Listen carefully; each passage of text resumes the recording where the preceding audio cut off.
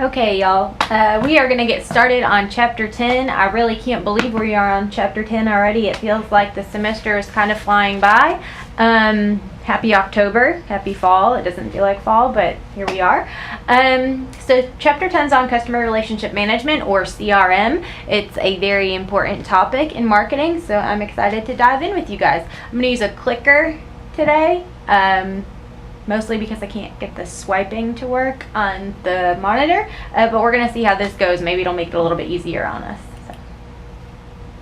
Alright, so customer relationship management is the set of activities that are designed to identify and build the loyalty of your customers, and particularly your most valuable customers. Also called customer loyalty programs or frequent shopper programs. CRM allows retailers to develop a base of loyal customers and increase their share of wallet, or the percentage of customers' purchases made from a particular retailer. CRM is based on the philosophy that retailers can increase their profitability by building relationships with their best customers. Retailers are more profitable when they focus on retaining and increasing sales to their best customers rather than attempting to generate sales from new customers or less profitable existing customers. So the objective of a CRM process is to develop loyalty and repeat purchase behavior among your best customers. One of the ways that retailers can do this is through offering personalized services. Customer loyalty basically means that the customers are committed to purchasing merchandise and services from that particular retailer and will resist the activities of competitors who are attempting to draw them away from their retailer. Loyal customers develop a bond with the retailer that's based on an emotional connection more than just having a positive feeling about the retailer. The emotional bond is a personal connection rather than just kind of a vague preference.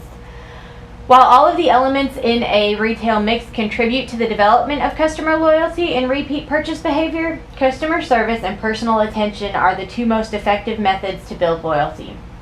Programs that encourage repeat buying behavior by simply offering price discounts can easily be copied by competitors. However, when a retailer develops an emotional connection with a customer, it's really difficult for a competitor to attract that customer. Emotional connections develop when the customer receives that personal attention and has unusual positive experiences with a specific retailer. So just to give you a little bit of an overview about the CRM process, CRM is an iterative process, which means that one step builds on the next, and it turns customer data into customer loyalty and repeat purchase behavior through 4 activities. So the first activity is collecting customer data. The second is analyzing customer data and identifying target customers. The third is developing unique CRM programs for your customers. And the fourth is implementing those CRM programs. So this is just a graphic representation of sort of the CRM process cycle. So we go from collecting to analyzing data, developing the CRM programs, and implementing the CRM programs. And at the end, you get a very happy customer. So the first step in the CRM process is to construct a data warehouse. The data warehouse contains all of the data that the firm has collected about its customers, and it is the foundation for all of your subsequent CRM activities. Ideally, the data warehouse should store the following information. First and foremost, transactions. So a complete history of the purchases made by the customer, including the purchase date, the items that were purchased, the price paid, the amount of profit that the retailer made off of that customer, and whether or not the merchandise was purchased in response to a special promotion or a marketing activity. It should also store the customer contact information and the touch points. So a record of the number of interactions that the customer has had with the retailer, including visits to the website, inquiries made through in-store kiosks, comments made on blogs and Facebook pages, merchandise returns, telephone calls made to the retailer's call center, plus information about contacts initiated by the retailer, like sending a catalog or an email that's sent to the customer. The warehouse should also store information about customer preferences, so what the customer likes, such as favorite colors, brands, fabrics, flavors, as well as apparel sizes. And then some descriptive information about the customer. So demographic and psychographic data describing the customer that can be used in developing market segments. To get a complete view of the customers, the retailer needs to be able to combine the individual customer data from each member of the household. The data warehouse also needs to keep track of spending changes and habits. Anniversaries, birthdays, and even divorces and second marriages should really be tracked along with style, brand, size, and color preferences, the customer's hobbies, and sometimes even pet names or golf handicaps. So there are a lot of really personal pieces of information that can be stored in this warehouse.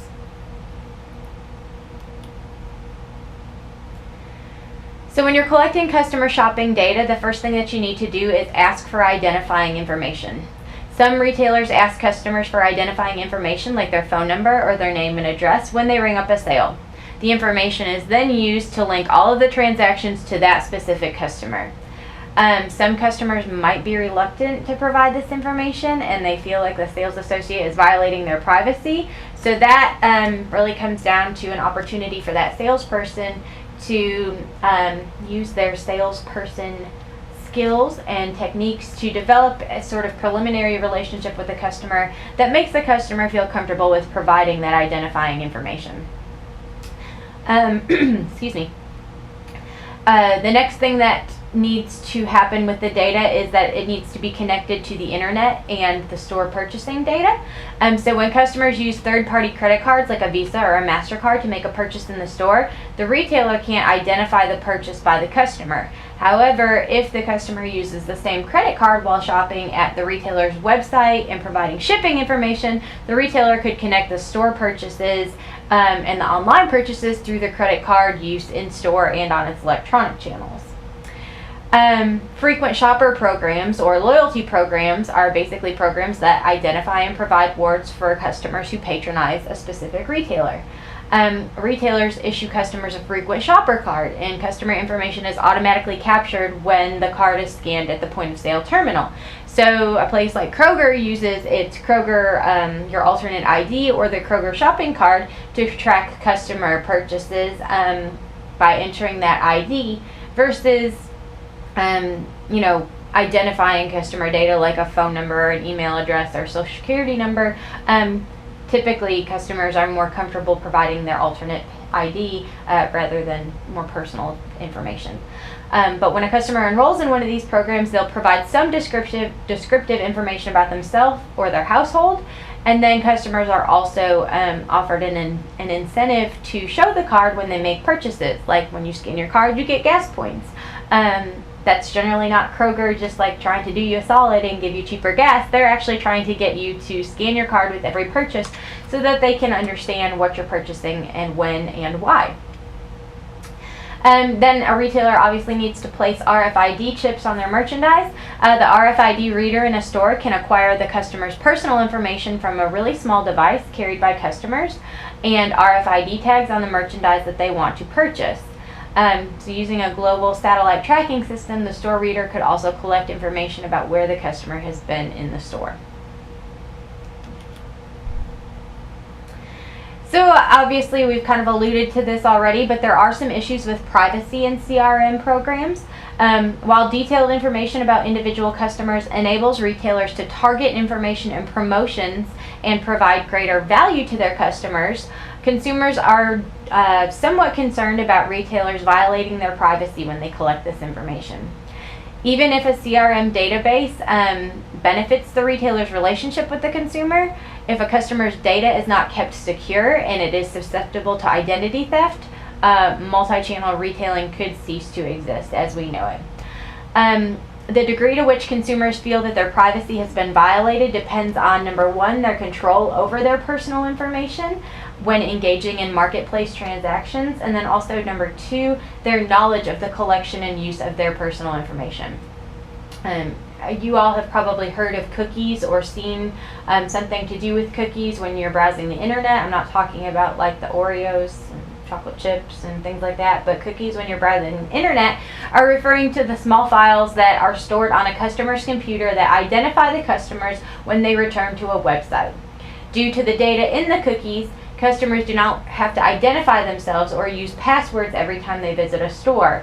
However, the cookies also collect information about other sites that a person has visited and what pages they've downloaded. So cookies can track a lot of your personal information and sort of your shopping habits online without you having any idea that it's going on.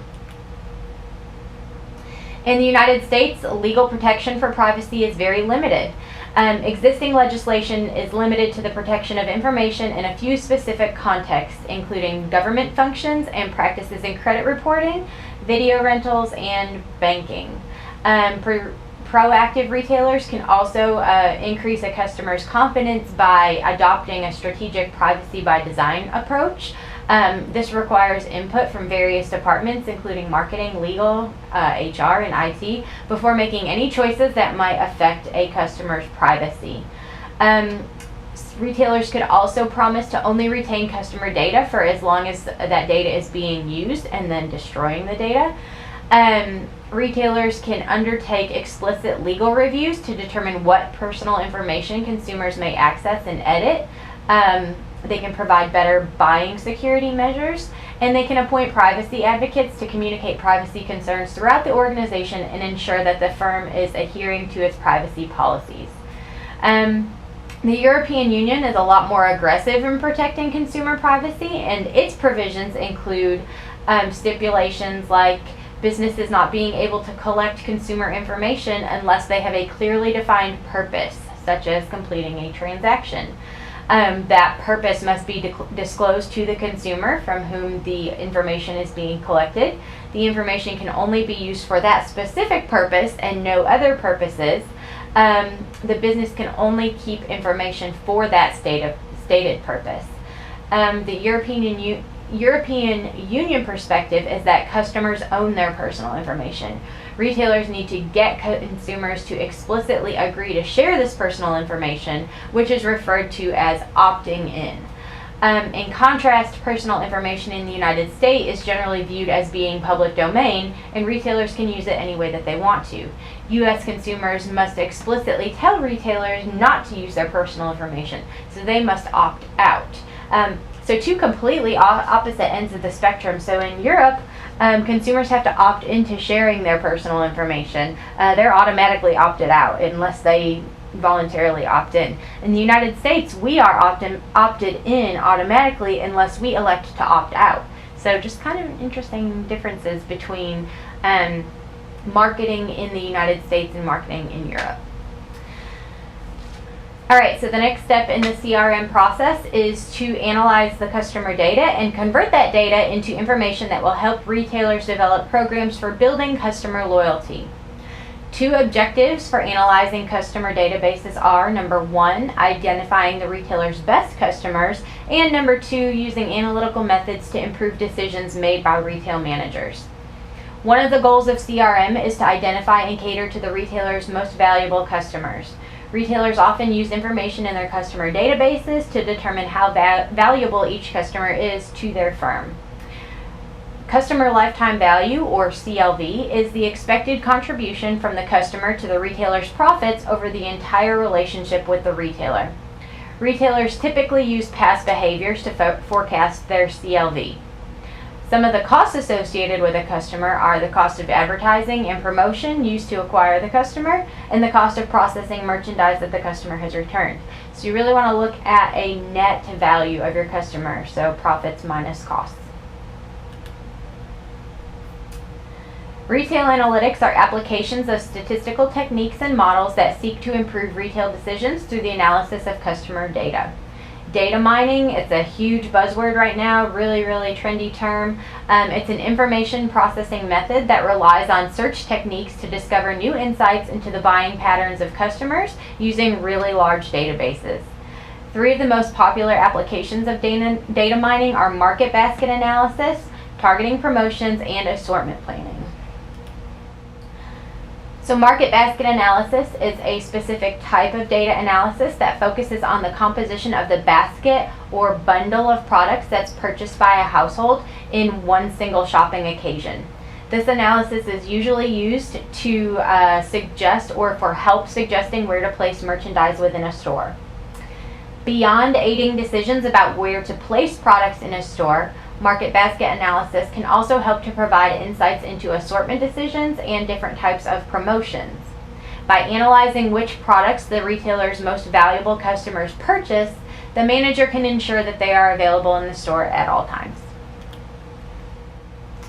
So frequent shopper programs are one way that retailers sort of develop and maintain customer loyalty. There are several different ways to make frequent shopper programs more effective. The first is to offer tiered rewards. So many frequent shopper programs contain cascading tier levels like silver, gold, and platinum. Obviously, the higher the tier, the better the reward. The key requirement for a tiered program is to design the tiers so that customers perceive them as attainable. Customers also really like to be treated like VIPs. So consumers respond really well to being treated as if they're somebody very special. So effective loyalty programs should go beyond just discounting purchases, and they should offer really special rewards and unique rewards to their best customers. Retailers should also try to incorporate charitable contributions into their frequent shopper programs. Altruistic rewards can be a really effective element to a frequent shopper program. However, they should probably not be the focal point of the program. They should kind of just be a supplemental part of the frequent shopper program. Retailers really need to offer choices. Not all customers value the same rewards, so the most effective frequent shopper programs provide choices to their customers. Frequent shopper programs or loyalty programs should also really try to reward all transactions. So to ensure that the retailer collects customer transaction data at every touch point, programs need to really reward all purchases, not just the purchase of selected merchandise. The program also needs to be really transparent and simple. So this was a lot of information on one slide about how to make frequent shopper programs more effective, but basically bottom line is they need to be simple. Effective programs are transparent. They make it easy for the customer to keep track of their spending and available rewards. One way that retailers are doing this now is kind of using smartphone linked applications to let customers earn and redeem rewards through a mobile app instead of requiring somebody to carry a card with them. That means customers can make sure that they're earning rewards as long as they have their phone, and they can also monitor their rewards on their phones. So Whole Foods is an example of one of the retailers that uses an app-based loyalty program. Their program features personalized rewards based on the shopper's history. So this shopper obviously purchases a lot of fruits and vegetables on the regular, and also Old Bay seasoning. It could be me shopping. Honestly, I love both of those things. So the loyalty program is going to reward them with money off of some of the products that they purchase the most frequently. Another example of a charitable donation component of a loyalty program is Pampers Rewards program. Pampers allows customers to redeem their points by offering them as charitable donations. So when you earn points through the Pampers Reward program, you can actually give your points to a charity instead of redeeming them yourself. That's a type of altruistic reward, or kind of intangible or sort of a feel-good reward that allows people to contribute to a charity rather than taking the rewards for themselves. Having developed CRM programs through frequent shopper programs, the last step in the CRM process is obviously to implement these programs. Most retailers realize that their customers differ in terms of their profitability or their customer lifetime value. They believe typically in the 80-20 rule. 80% of their sales and profits come from about 20% of their customers. So a commonly used segmentation scheme divides customers into 4 segments: platinum, gold, iron, and lead. So we've got this graphic that shows kind of the difference between customer profitability. So down here you've got your lead customers. They are your least profitable, but they also comprise most of your customer base. This yellow triangle or cone up here represents your platinum customers. They are your most profitable customers. You make about 80% of your profits here, but it's only about 20% of your customer base. So this slide just kind of goes, again, explaining like the different segments of your customer pyramid. The platinum segment, again, is composed of the top 20 or 25% of your customer lifetime values. These are the most loyal customers who are not overly concerned about merchandise price and place more value on customer service. The next 25% of customers in terms of CLV will still shop a significant amount at the retailer, but are more price sensitive and not as loyal as the platinum customers. The iron segment are customers in the third tier that probably don't really deserve a whole lot of special attention. It could be possible to move these people up to higher tiers, but they are most likely to have some limited income and more sensitivity to price. So it may not be worth it to spend more money trying to move them up to a gold or platinum tier. And then customers in the lowest segment cost the company more than they're worth. They often demand a lot of attention but don't do much for the retailer. And they also don't buy a lot of full price merchandise. They buy a lot of sale merchandise and they abuse return privileges. So you definitely don't want to invest a lot in these customers.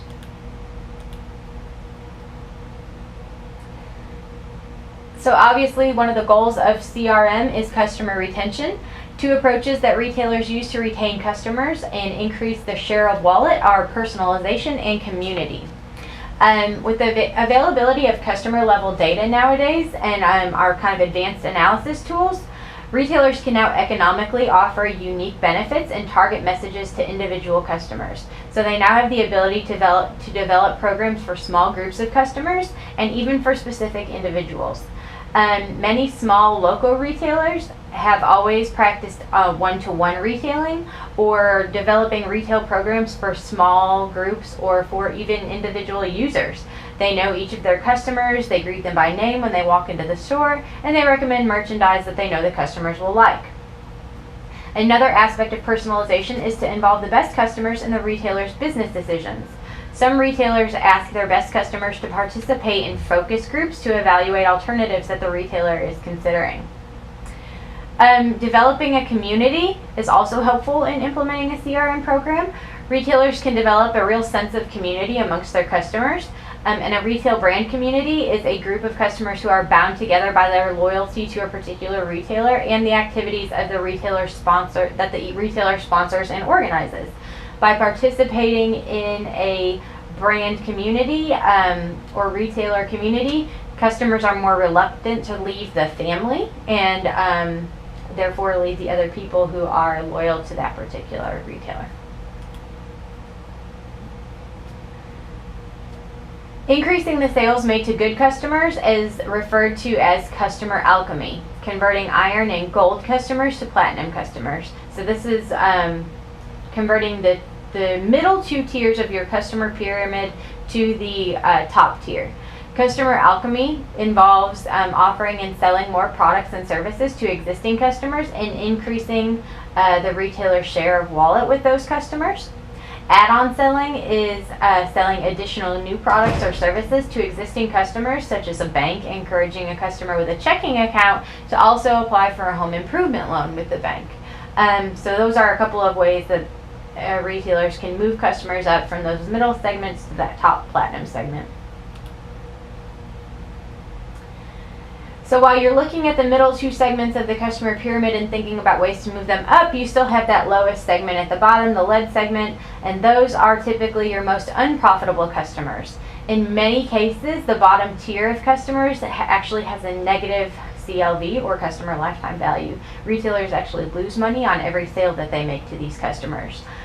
Two approaches for getting the lead customers out of your business are, number one, to offer less costly approaches for satisfying the needs of the lead customers, and number two, charging the customers for the service that they are abusing. So if your lead customers are abusing their return privileges, you could actually start charging all of your customers for making returns.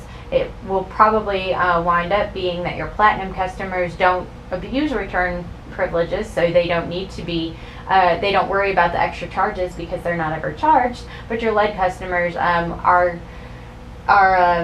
encouraged not to return products because now there's an associated charge with returning. So that's it. We are pretty much done with talking about customer relationship management. Your customers are the key to all of your retailing activities. So keeping your customers happy is how you succeed as a retailer. I know that Chapter 10 is probably pretty straightforward. It's probably very familiar to all of you guys as far as customer loyalty programs are concerned and things like that. But if you have any questions, feel free to let me know. And I hope you all have a good rest of your week.